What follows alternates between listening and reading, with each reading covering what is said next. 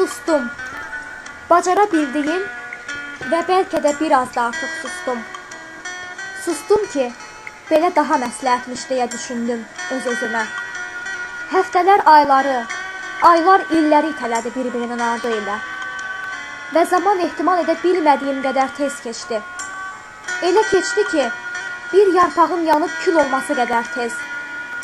Susmağım yoxluğum yox, yoxluğum varlığının bir əlaməti idi. Çünki mən yoxluğumda da var idim.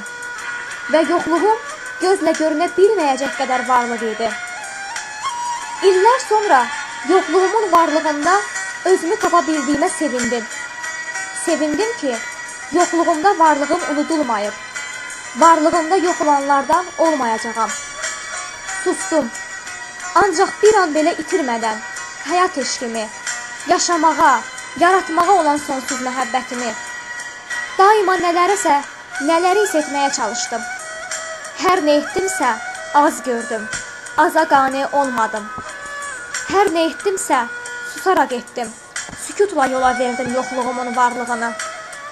Özümdən danışdırmadan yaşamağı bacardım. Yaşadım ki, sadəlik daha gözəldir.